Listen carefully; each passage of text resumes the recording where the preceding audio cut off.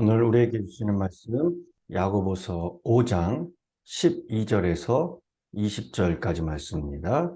야고보서 5장 12절에서 20절까지 한 절씩 교독하겠습니다. 내 형제들아, 무엇보다 맹세하지 말지니 하늘로나 땅으로나 아무 다른 것으로도 맹세하지 말고 오직 너희가 그렇다고 생각하는 것은 그렇다 하고 아니라고 생각하는 것은 아니라 하여 정죄받음을 면하라.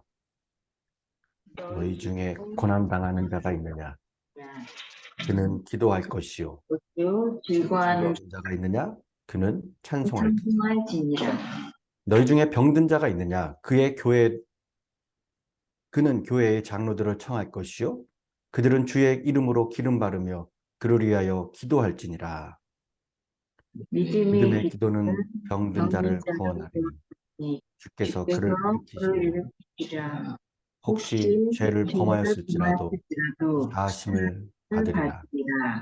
그러므로 너희 죄를 서로 고백하며 병이 낫기를 위하여 서로 기도하라. 의에 간구하는 역사하는 힘이 큼이니라. 엘리야는 우리와 성경 같은 사람이 돼. 그는 비가 오지 않기를 너희 기도한즉 3년 6개월 동안 땅에 비가 오지 아니하고 다시 기도하니 하늘이 비를 주고 땅이 열매를 맺었느니라. 내 형제들아, 너희 중에 미혹되어 진리를 떠난 자는 누가 돌아서게 하면 너희가 알 것은 죄인을 미혹된 길에서 돌아서게 하는 자가 그의 영혼을 사망에서 구원할 것이며 허다한 죄를 덮을 것임이니라. 아멘. 오늘 우리에게 주시는 말씀입니다. 생명의 삶 1월 9일입니다. 1월 9일 화요일 말씀입니다. 본문은 기도가 얼마나 대단한 힘인지를 말씀하면서 우리에게 기도하라 권면하고 있습니다. 여러분, 주님은 제자들에게 기도하라는 명령을 자주자주 하셨습니다. 그리고 그들의 기도에 응답하겠다는 약속을 확실히 하셨으며 응답받는 비결을 말씀을 해주셨죠. 예를 들어서 마태복음 7장 7절에 어떻게 말씀합니까? 구하라, 찾으라, 두드리라 하신 것은 기도하라 라는 명령이고 주실 것이요, 찾을 것이요, 열릴 것이다 라는 말씀은 응답하시겠다라는 약속입니다. 여러분, 기도란 하나님을 믿는 성도가 아버지가 되시는 하나님께 예수의 이름으로 말씀을 드린 것이며, 이 기도는 인간과 하나님 사이에 가장 확실한 대화의 수단입니다. 그리고 기도는 하나님께 나아가는 길이며 성도의 특권이요 의무입니다. 여러분, 우리 인생에는 그리스도인이라고 해서 항상 좋은 것만, 항상 햇빛만 비치지 않습니다. 때로는 비가 내립니다. 그리고 때로는 더 비가 내려 장맛비가 내리죠. 물이 범람해서 넘칩니다. 홍수가 납니다. 뚝이 무너지기도 합니다. 그리고 또 반대로 때론 예상치 않는 기쁨과 행복의 나날들이 또한 우리에게 그렇게 있습니다. 오늘 본문은 이런 상황 속에서 우리가 어떻게 처신을 해야 되는지를 말씀해 주는 구절입니다. 너희 중에 고난당한 자가 있느냐? 어떻게 할 것이요? 기도할 것이요. 즐거워하는 자가 있느냐? 그는 찬송할지니라.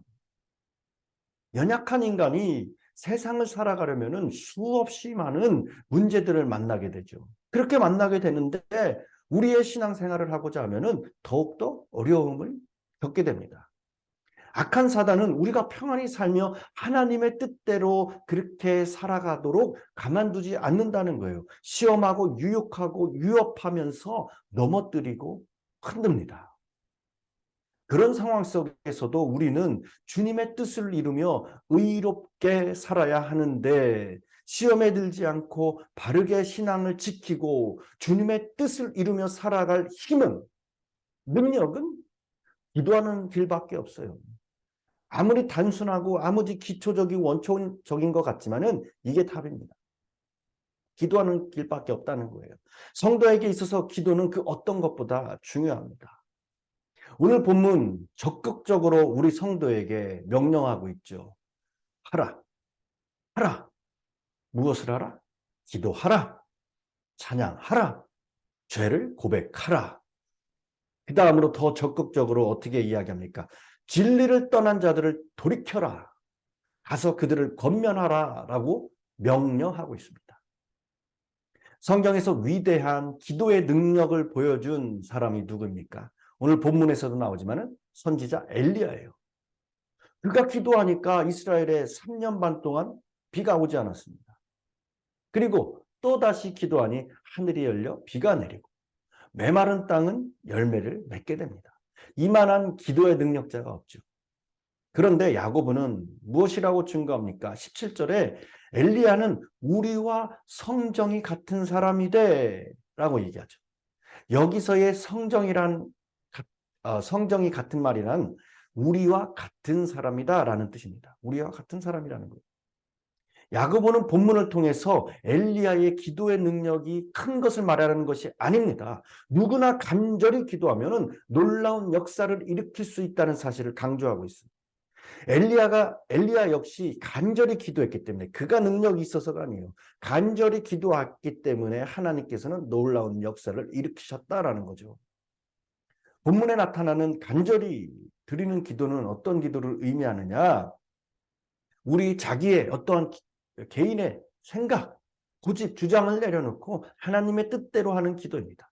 마음과 생각이 오직 하나님께 향해 있어요. 하나님만 바라는 기도인 겁니다. 먼저 그의 나라와 의를 구하는 기도입니다. 성숙된 그리스도인의 신앙생활을 강조하려는 이 야고보는 자기의 생각대로 열심히 기도한다 해도 그것은 간절한 기도가 아니고, 그것은 하나님의 뜻대로 되어지는 기도가 아니다라는 것을 이야기하고 있습니다. 여러분, 내가 하고 싶은 대로, 내가 원하는 대로 해달라고 하는 것은 성숙한 기도가 아니고 절대로 간절한 기도가 될 수 없습니다. 하나님의 뜻이 이루어지도록 계속적으로 그 결과가 어떠하든 믿고 맡기고 기도하는 것이 간절한 기도라는 것을 우리에게 가르쳐주고 있습니다. 야고보는 간절히 기도해야 할 때를 강조하고 있는 거예요. 그러면은 언제 간절히 기도해야 되냐? 13절에 너희 중에 고난 당하는 자가 있느냐? 그는 기도할 것이요. 야고보는 고난과 기도를 연결시켜서 고난 가운데 인내하면서 하나님을 소망하고 기도해야 한다라고 우리에게 명령하고 권면하고 있습니다. 기도할 것이요. 기도할 것이요의 원어 프로슈케스도라는 단어는 계속 기도할 것을 나타내고, 고난에 처해 있을 때 그리스도인들은 불신자들과는 다른 차원의 그런 행동의 원리를 가져야 한다라는 것을 언급합니다. 우선순위를 이야기하는 거예요. 기도해야 된다는 거예요. 방법을 찾지 말라는 것이 아닙니다. 지금 받는 고난이 남에게 알리고 싶은 고난이든 알리고 싶지 않은 고난이든 그것이 중요한 것이 아니에요. 중요한 것은 고난 중에 기도를 하느냐라는 거죠. 고난을 끌어안고 하나님 앞에 간절히, 과연 우리가 얼마나 기도했습니까? 하나님께서 문제 해결을 그걸 해주겠다 작정을 하셨어도 기도하지면 안 된다는 거예요. 기도하지 않으면 안 된다는 거예요. 하나님은 기도를 통해서만 뜻을 이루시기 때문에 그렇습니다. 고난은 연단을 통해 축복의 자리에 서게 하는, 여러분, 하나님의 은혜다라는 것을 꼭 기억하시기 바랍니다. 그러므로 하나님의 때를 기다리며 고난을 당한다 해도 간절히 우리가 기도해야 될 줄 믿습니다. 또 언제 기도해야 됩니까? 14절, 너희 중에 병든 자가 있느냐? 그는 교회의 장로들을 청할 것이요 그들은 주의 이름으로 기름을 바르며 그를 위하여 기도할지니라. 성경은 병들고 아플 때 낙심하지 말고 도리어 간절히 기도하라 라고 명령하고 있습니다. 하나님께서 병을 고쳐주실 것을 믿고 기도하고, 더 나아가 그리 아니하실지라도 결과를 떠나서 하나님과 하시는 일에 주도권을 맡기고 기도해야 된다는 거예요. 여기서 기도할지니라에 해당하는 원어의 의미를 보면은 기름 바르는 행위보다 기도가 우선임을 강조하는 겁니다. 치료 행위가 위선이 아닌 기도가 우선이라는 거예요. 즉 병든 자를 치유하는 기적은 믿음을 요구하는 기도에 달려있다라는 것입니다. 기름을 바르는 의학적인 어떤 행위를 무시할 수 없다 할지라도 기도하는 것이 우선이고 필요하며 그 기도는 믿음으로 간절히 드려져야 된다라는 것을 이야기하죠. 또 언제 기도해야 되느냐? 비록 죄를 범했을지라도 기도해야 된다고 말하고 있습니다. 15절 혹시 죄를 범하였을지라도 사하심을 받으리라. 그러므로 너희 죄를 서로 고백하며 기도하라 라고 명령하죠. 죄를 범하면 영적으로 무감각해지게 됩니다. 교회가 싫어지고 예배드리기가 싫어지고 신앙생활이 쓸모없게 느껴지고 하나님의 존재에 대해서도 회의가 들게 되어 있어요. 그러기에 죄를 범했을 때 간절히 기도해야 된다. 회개 기도해야 됩니다. 그러면 죄를 사여 주실 것이다 라는 거죠. 기도의 능력입니다.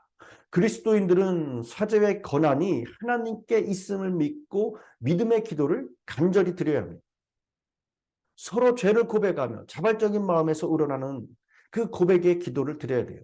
그리고 모든 결과를 하나님께 의뢰해야 합니다. 이 기도는 하나님이 하나님됨을 철저하게 인정하는 기도가 될 거예요. 의인의 기도는 역사하는 힘이 많기에 의인의 기도를 드려야 합니다. 누가 의인입니까? 죄를 고백하고 하나님 앞에서 죄사함을 받고 의롭다라고 인정받은 사람이에요. 그렇기 때문에 여러분 우리에게 죄가 있습니까? 철저히 기도해야 된다는. 해변에서 바닷가에서 인명구조대원에게 물었습니다. 해변은 아주 시끄럽고 떠드는 소리, 파도 소리, 웃음소리, 고함 소리로 시끄러운데 어떻게 물에 빠져 살려달라는 소리를 당신은 들을 수가 있습니까? 라고 그렇게 물었어요. 질문을 했습니다. 그리고 구조대원이 대답합니다. 맞습니다. 물론입니다. 그런데 물에 빠진 사람이 외치는 고함 소리와 떠드는 소리는 절대로 같지 않습니다. 뛰놀며 휘젓는 손과 물에 빠진 사람이 살려달라고 휘젓는 손의 모습은 결코 같지 않습니다. 물에 빠진 사람의 고함 소리나 휘젓는 손놀림, 그 모습은 철저하게 간절합니다. 그렇기 때문에 다릅니다. 그렇기 때문에 찾아낼 수 있습니다. 라고 그렇게 대답을 했다는 거예요. 여러분, 하나님은 간절히 부르짖는 기도를 들으십니다. 하나님께 긍휼히 여겨달라고 간절히 기도하시기 바랍니다. 가족을 위하여, 우리의 자녀를 위하여, 우리의 교회를 위하여, 내 자신을 위하여, 우리의 직장을 위하여, 우리의 나라를 위하여 기도해야 됩니다. 간절한 기도 때문에 여러분 하나님이 움직이신다는 거예요. 간절히 기도할 때 하나님께서 외면하시지 않으시고 세워주실 것을 믿고 기도해야 될 줄 믿습니다. 눈물로 기도하면 그 눈물을 멈추게 해야 될 줄 믿고 기도해야 될 줄 믿습니다. 기도하지 않고 일하면은 자기의 능력만큼 그렇게 일을 하지만은 기도하면은 더 나아가 하나님께서 일하신다는 거예요. 여러분 아무것도 할 수 없고 길이 전혀 보이지 않을 때 더욱 우리는 오늘의 명령과 같이 그렇게 기도해야 될 줄 믿습니다. 무작정 만사를 제쳐놓고 기도만 하라는 것이 아니에요. 하다 안 돼서 마지막에 하는 것이 기도가 아닙니다. 방법을 찾고 구하되 기름이 우선이 아닙니다. 기름이 우선이 아니에요. 기도가 우선이 되어야 하는 우선순위의 문제입니다. 그리스도인은 신앙의 기본의 원칙을 지킬 때 하나님의 일으키심을 받습니다. 야고보는 이 사계절에 교체하듯이 인생에도 낮과 밤이 있고 사막의 길을 갈 때에도 오아시스를 만날 때도 있다고 그렇게 우리에게 말하고 있는 겁니다. 야고보는 고난과 즐거움이라는 각기 다른 상황에서 어떻게 해야 하는가를 그 문제에 대해서 해답을 제시하셨어요. 고난당할 때 기도하고 즐거울 때 찬송하고 병과 같은 고통을 겪을 때 함께 기도하라라고 합니다. 신앙의 기본이요 원칙입니다. 그러나 사람들은 고난당하고 슬픔을 당하면 어떻습니까? 기본적으로 기도보다는 원망이나 불평을 늘어놓게 되어 있습니다. 형통할 때도 감사하며 찬송하기보다는 자기 자랑, 교만에 빠져 하나님을 잊어버리게 됩니다.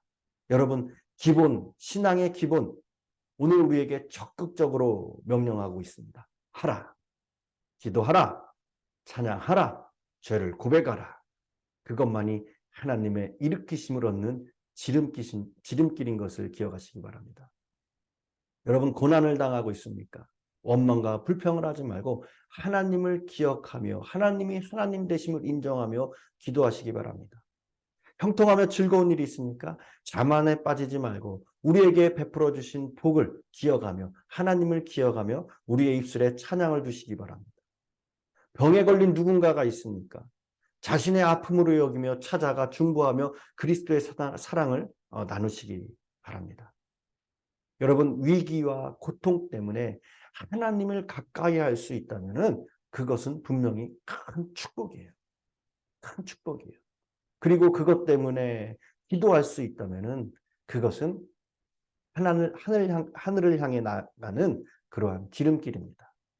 존 웨슬리는 이렇게 얘기했어요. 하나님의 나라는 무릎으로 올라간다. 하나님의 나라는 무릎으로 올라간다 말했어요. 기도하는 사람만이 하늘나라에 갈 수 있습니다. 이보다 더 큰 축복이 어디 있습니까? 우리에게 그 특권이 있어요. 우리 중보기도팀, 우리 한양총 원사님께서 팀장이 되셔서 늘 우리가 교회가 시작될 때부터 8시가 되면은 우리가 중보했습니다. 그리고 그 결과 이제 또 지난 주일부터 우리가 일부 예배가 끝나면은 클래스룸에 모여서 학교 힘차게 우리가 합심하여 예배를 위해서 기도하고 있어요. 여러분들 이 모임이 있다는 걸 기억해 주시고 주일날 여러분들 많은 참여 부탁드립니다. 주일날 또 광고를 드리겠습니다. 하나님 나라는 무릎으로 올라간다. 우리에게 그 축복이 있습니다. 말씀을 준비하면서 어릴 적 많이 듣던 이 오래된 복음성가가 기억이 났어요. 그 제목이 무엇이냐? 오늘 집을 나서기 전. 오늘 집을 나서기 전. 그 가사로 오늘 말씀을 읽어드리고 맺겠습니다. 오늘 집을 나서기 전 기도했나요? 오늘 받은 은총 위해 호소했나요? 마음에 분노 가득할 때 기도했나요? 나의 앞길 맞는 친구 용서했나요? 어려운 시험 당할 때 기도했나요? 주가 함께 당하시면 능히 이기리. 나의 일생 다가도록 기도하리라. 주께 맡긴 나의 생에 영원하리라. 기도는 우리의 안식 빛으로 인도하리. 앞이 캄캄할 때 기도 잊지 마세요. 여러분, 기도하겠습니다. 사랑의 하나님 아버지, 저희에게 먼저 찾아와 주시고 손을 내밀어 주셔서 구원하여 주심에 감사드립니다.